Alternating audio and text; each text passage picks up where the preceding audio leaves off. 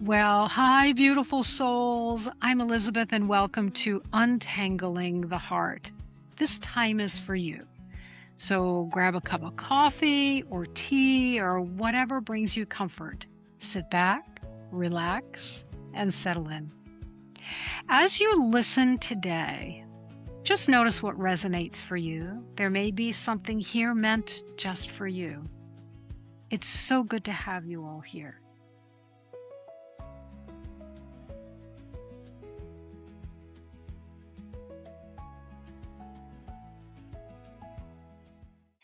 Today, I would love to introduce to you my very special guest.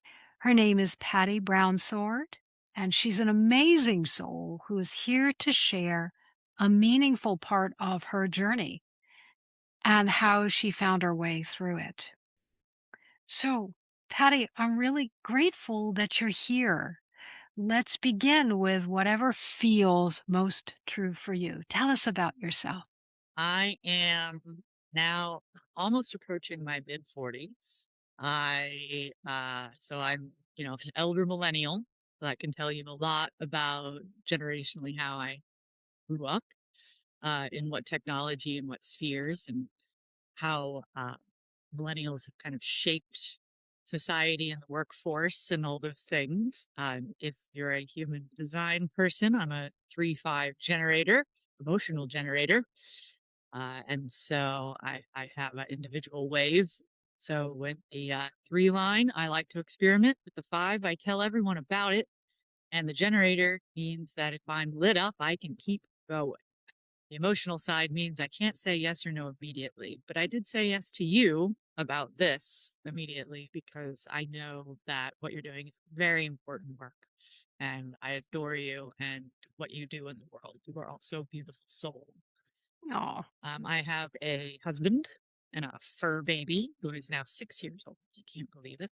mhm. And my parents are now living with me and have been for a little while due to circumstances beyond everyone's alleged control, depending on if you subscribe to if your spirit or soul had decided what was going to happen to you before or not.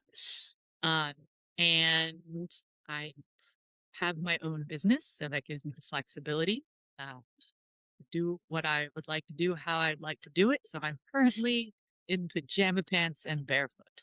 So hopefully that gives you enough information about me to know kind of what kind of person I am. I love it. I love it. I love the pajamas and barefoot. And what I also love what you said, and I agree, knowing you as well as I do, is that you're lit up, but you light up others. And I think that's why we've knew that we needed to talk together today and share what you have to share because there are others who may have experienced it or they know someone who had. So thank you so much for sharing that. Um, tell us a little bit about your story. Well, I never wanted kids. I never liked kids. When I was little, everybody's like, "Oh yeah, we're all gonna grow up and have babies." I'm like, "Not me. I don't want a kid. That sounds awful." But suddenly, like in my 20s and early 30s, I went from like the disgust of hearing a baby cry in a restaurant to going, "Oh," and I thought suddenly, "Oh, well, that means that I maybe am changing my mind about them." And I meet my husband, and my husband and I uh, thought, wow, we both look good. We look great together. That would be cool to like make a baby. And a few years after we got married, we're like, now is the time because control and plan. We're both generators and both are Mm. type A. We're like, let's do it now. Well, I had been on birth control from 18 to 32. Um, and so things weren't working real great. And we tried and we did a lot of hormone things and we tried all sorts of things. I literally would get on the top of my head after we would do things because someone told me that it worked for them. Mm. And so I used my yoga skills and John's hands to help me get up against the wall. but it just wasn't in the cards for a long time, and it became very stressful, and us both being generators, it wasn't lighting us up to try to do this anymore, and we're like, where are we subscribing to? What are we doing? And, that's when we finally let go. We Mm. let go of control. We let go and said, "This maybe isn't for us. Maybe it's not. It's, maybe it was inception of society signaling that this is what we should do." And then come one New Year's Day or New Year's Eve and some margaritas, we had some fun. And right at the end of January, I had my period. It went really long and then it stopped. And the next day it started again, Hmm. but this time it was more intense. And it's very curious. I'm like, well, this is strange. If this is something's weird happening, if something happens, if it's still this way tomorrow, maybe I should go get, maybe something's happening. And so the next morning, um, it was uncontrollable. Hmm. Like I put one tampon in and a pad in and we were gonna go for a walk and I was like, nope, can't do that. What is happening? So emergency room we went. And we went to the local hospital here and they have a little bit of a religious slant, as half the hospitals do. And so they were like, congratulations, you're pregnant. Wow. Oh, is this what that is? Could that doesn't seem like that's what that should be. And I quickly learned that yes, I had had my period, so the uteral wall had sloughed off, but the egg had stuck to it regardless. Wow. And as soon as your body knows you're pregnant, you start making a lot of blood. And so I had no wall to protect to start building up that capacity. And Mm. so I was basically bleeding, but oddly not bleeding to death at that point. But bleeding profusely. And Hmm. because they were a little religious and also because we hadn't been trying and we were giving up, but you say there's a chance, and I am. So let's see what happens. The stoic person in me just went, we shall just see then. And they went, all right, we'll go home, see what happens. Wow. I then proceeded to bleed a lot, for the next, that was a Sunday. And so by Tuesday morning, it was like, you got to take me back. You got to take me back. This is miserable. Like my parents happened to be there that weekend and dad and John had gotten me diapers to wear. And Um, and that Monday, at that point, my husband was the president of the neighborhood association and was like recording his own like live Zoom meeting. It was still kind of pandemic-y times in 2021. Mm. So, so I was watching him on the screen and he just looked like a deer in the headlights because he was like, I don't want to be here right now and I have to like perform. But as soon as he came home, we were like, the next day you got to, because it was just, not only was then my body was starting to shut down because it had no longer just, I mean, because you don't make that much blood at the very beginning. So it just kept going. It just, when you take water and the water starts running and it grabs more water. So at that point, I had started bleeding to death. Wow. And we had to get myself down the stairs into the emergency room. They're like, welcome back. Yeah, you are still pregnant, but yeah, you are bleeding to death. So we should probably help you with that. But they gave me three options. Well, they said we could still wait and see, but now you're at least under supervision, so we can give you bags of blood and iron. And if in a day or two it doesn't work out, then we can go with giving you um they would actually give me abortion drugs because it was going to kill me, um, and see how that worked. And then if that didn't work, then they would go to the DNC, which is the scrapey of everything. Right. And I was like, well, let's just keep playing it by ear, not realizing how gray I was turning. And the fact that I went through 5 bags of blood and 3 bags of iron within 3 or 4 days. I eventually got to the DNC point, but it was very touch and go. The only thing I could have for the entire time I was there was ice chips on a sponge on a stick. Mm. And so that didn't quite, that was not, that wasn't pleasant. Um, but so I had to go through it all. And when I came home, I didn't realize how bad it had gotten until I tried to just live my day to day, going up the stairs. Felt like I was hiking Machu Picchu again. Mm, And so walking even a block still wasn't in there. And I didn't realize, like, my friends and my parents were like, "You were gray. You had lost everything." right. So I had to build it back. But I also had a business to run. I had, responsibilities, my type A personality. Had to keep going. And so there was a lot of continuing to move forward, but I also had to know I gave myself the grace to build back up. So there's a lot of trauma to that. There's still a lot of, if I have a very heavy period one day, it all flashes back to me sitting on the toilet and not having any control, and then that grips me. Yeah, I was But gonna ask you the emotional impact of going Mhm. through something so physical. Yeah. How did that land for you? Yeah. Emotionally, it was, we actually took the decision that it was exciting and um, thrilling that it almost happened. We decided to take that perspective. And Mm, so we're like, so you say there's a chance. And so we went back to, around that summer, we went back to starting to try again. We went back, I went to a new gyno.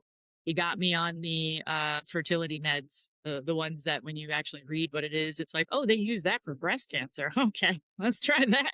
Uh, um, but even in that self was painful because the goal that they were trying to do is to make a successful ovulation, and that successful ovulation, um, you get that side cramp. Naturally, that's when the egg drops. Well, it was on steroids at that point, mm, and so I did that for 2 months, and it didn't take. And then so the doctor's like, double the dose. And I did it 1 month and went, no, no, yeah. I'm good. So then we had to go back through it all over again, deciding that we weren't going to do it, and it was really not really our play, and not what we were meant to accomplish or do, and that we would just be the greatest, the best aunts and uncles we could be. But we had to do that again. That roller coaster of, we'll give it a good go. Okay, maybe it's not for us, but then maybe there's a chance. Oh, that was really painful. Oh, 2021 was a very emotional year. And not to say that even just trying from, what did we try? Started trying from 2017 until I think like late 2019, early 2020, we were trying at that point. And I remember crying in the bathroom at work, and a girl, my best friend at work, giving me a hug, being like, it's okay, not this time. Mm, Cause she was also actively trying. And then, oh, so when she got pregnant, like, huh, yeah. Yeah, I can but imagine. yeah, but then what makes me realize that she went through her own fertility issues with endometriosis, and she did fertility drugs for the first child. The second one was still a trouble. I do know quite a few people who the second ones were accidents after the fertility because their body finally knew what to do. I knew I'd be in a very low key, relaxed environment. And I also knew that I could be authentic. When I started to talk to my friends about it, they actually started sharing their stories with me, and their parents, their mom's stories with me, and their aunt's stories with me. And so when I started to network, instead of people going, "Oh, hi, how are you? Good. Oh, good. Well, how are you? Well, good. Well, okay, good." I would be like, "Well, I'm about 45 days from a miscarriage. I'm Mm, still pretty weak. If I look a little gray, that's why." And they go, "Oh my gosh."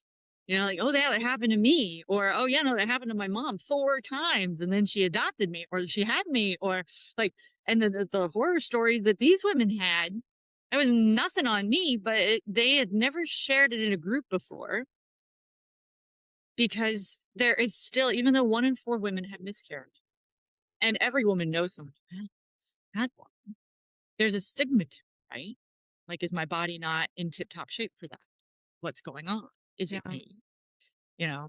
And they don't realize that pregnancy is a grand science experiment plus baking. You know, you have to get it, you have to nail it perfectly, but also not be too stressed about it and also not have the, the control issues and be the right age and have the right temperature. Like all of it, it's nothing about you. But there's this shame, there's this stigma still or fear about sharing it for feeling less than. And I felt or I found that me sharing my tale, um, Yeah. I'm finally far enough away from it that it's not, I'm not clinging to it. There's no, I can tell the story the way the story deserves to be told without layering on my trauma. Um, because I've done a lot of the work, but a lot of the work was just talking it out. So I experimented a lot with a lot of things, and then I shared it. So it's almost in my like kind of divine timing that this experience occurred, and I was able to help other women process and heal their own things just by me talking about my truth by having lived in it. Um, It feels like, and we can talk a little bit more on this, but it feels like what ended up emotionally supporting you through all of that roller coaster and going through that time was being around women, mhm, and the environment was, I think this is important for everyone to hear, the environment was relaxed, mhm, meaning there was no pressure or control, that everyone was really being their authentic selves, so no hiding, and it feels like when you were bold enough to share your story, that unlocked, like, I can just see these doors unlocking, that unlocked and opened up for other women who have gone through this and yet have made, perhaps they had trapped some of the emotions that you talked about, the shame of it and the stigma of it, and mhm, yet all of those emotions that you felt, and almost it sounded like, Patty, almost like PTSD, you were mhm, triggered by mhm, someone else getting pregnant, or, having mhm, that experience, going through that. So, mhm. what was the moment, if you would say, or maybe it wasn't a moment, but what was the time that really brought you to that place of feeling like things have healed? And I don't mean physically, but emotionally, where you could really start to express yourself. I feel like about 2 years to clear a lot of the grief of Mm. what could have been, right? And that's really a lot of the time, especially with women. Like I had a miscarriage at 5 weeks, and I didn't even know I was pregnant. Imagine a woman who has a miscarriage at 12 weeks, at 20 weeks. Like they knew, they started planning. There's a huge grief to, and so for John and me, it was a lot of saying goodbye to when we were having fun and coming up with names. And when we were planning out, like, well, which room is the kid going to get? And how are we going to deal with that? And the size of the house that we have, and like all of the outside planning. What finally clicked to me though is like I went back to my standard practice, and I had lost it. I had lost the practice. This is how I actually landed my husband. Was this practice? Um, was the idea of not only loving what occurred in the past, not falling in love, but being sold of what could be. Well, what was great now? What am I in love with? Like so, when I met John, I was in a relationships crisis of having been in love with a guy who uh he was telling me about this great future, but it couldn't happen until it was in the future. And this guy who told me about how amazing he was in the past, but now he wasn't like that great.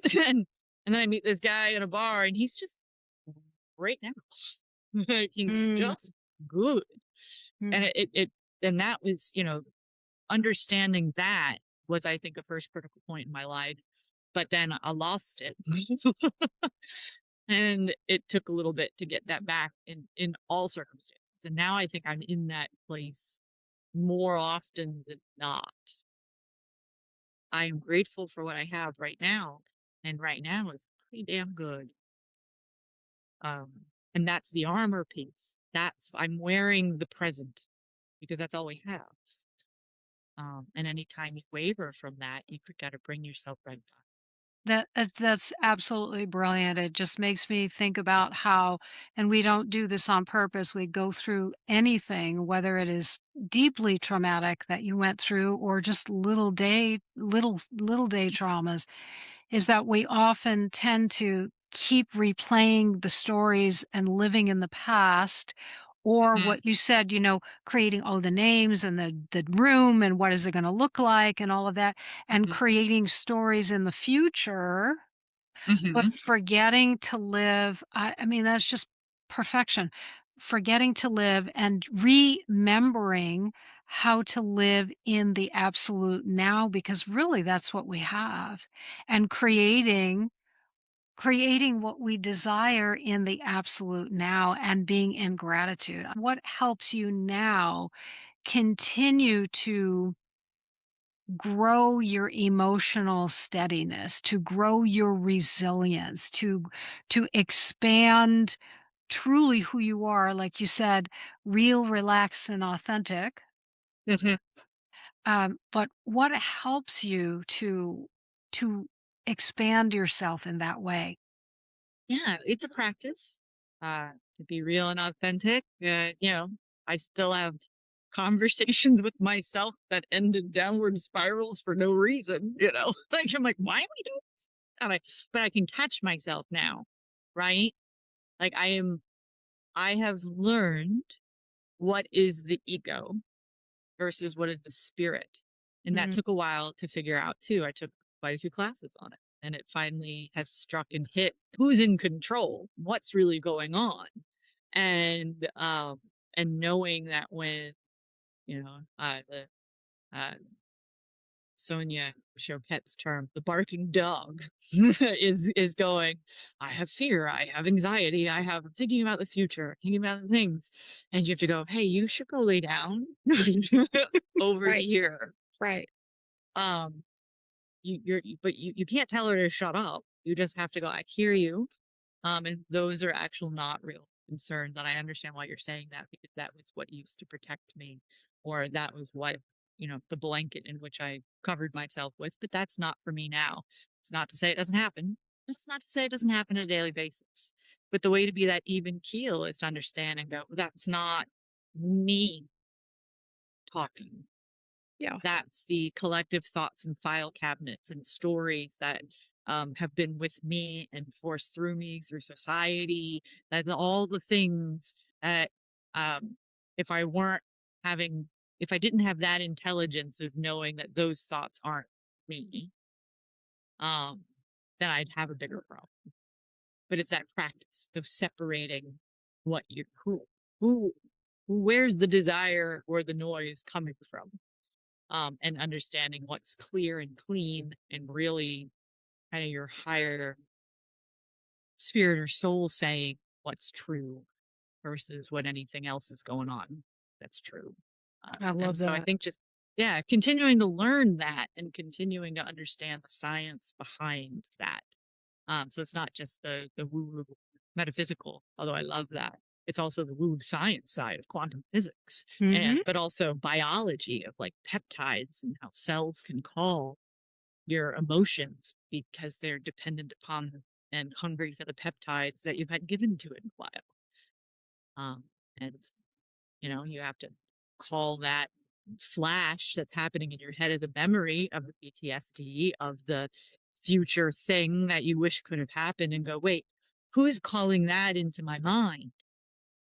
Oh, maybe it's because of the fact that I lived through it for a full year that my cells got used to seeing those pictures, getting the hypothalamus to create the peptides to then trigger what they need for nourishment. You gotta nip that in the bud. Mhm. You gotta Mhm. do that kind of mental jujitsu detox. If But that's a daily that's a daily practice to kind of always stay in alignment. Well, and it as you were sharing, so profoundly, um, authentically with us, I saw a picture of 2 different pieces of armor, almost like that medieval armor, right? Where we have to put a shell around ourselves. Often when we experience something, little traumas, big traumas, it's different for everyone. And so a little trauma can feel big to someone, and that's okay. But Yeah. it's putting that shell around us and maybe withdrawing and giving ourselves that little bit of time to feel the triggers, to feel the emotions, because when we try and hide them and put them away, they only grow bigger, right? But then I saw you as what you've been sharing with us, shifting from one armor of protecting yourself, which is normal and natural, to something that we can shift into is putting a different armor on. And what I heard you say is you almost put the armor of the divine on, that protective armor, because I am enough. I am strong. And exactly what you said about what we say and we think and we express actually tells ourselves what the truth is, right? So it sounds like you shifted from that armor of protection to protecting yourself with divine armor. Does that resonate with you? I love it. I think it's more of, yeah, it's the clunky medieval armor or the Xena warrior princess shoulder pad armor kind of situation. It's I love more it. like I'm not using it as a cocoon. I'm using it to protect me from a rock as I roll and have fun. Yeah, Like as I live, right? The armor is meant to shore up some of the bumps and bruises, but it's not meant to hold me back and down. And that's what people sometimes allow their ego to do for them, is to really hold them back. right, The, the conversations of getting paralyzed through your downward spirals of, am I not good enough? Am I, you know, what's wrong with me kind of situation. That that armor is heavy and you can't move.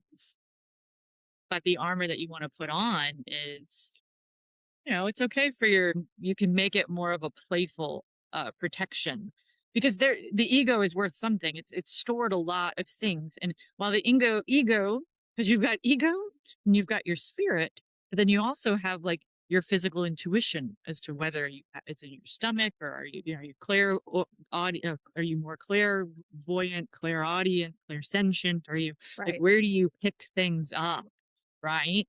um and so that's a kind of armor protection of utilizing all of those things, but to still live, to still experiment, be in the mud, and get out and tell everybody.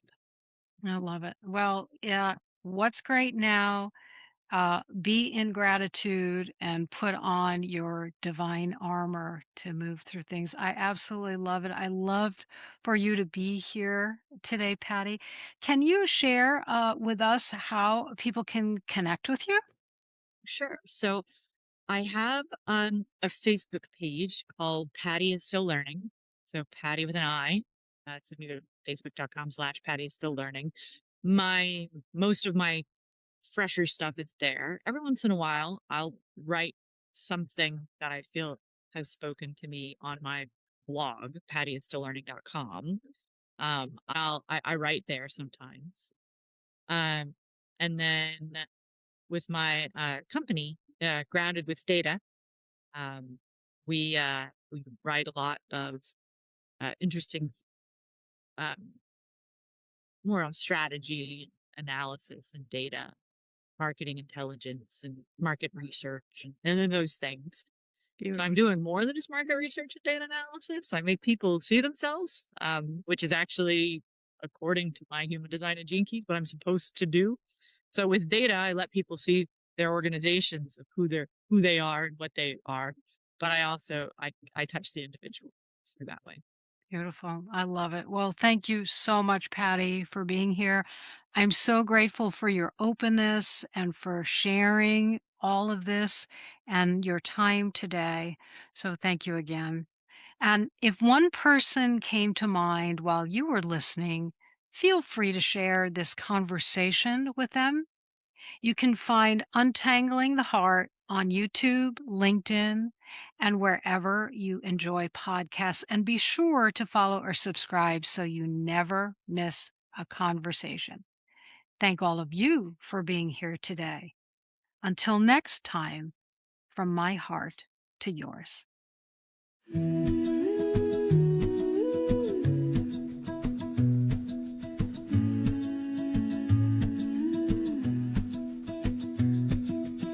We've all got stories we don't say out loud, little knots we hide away.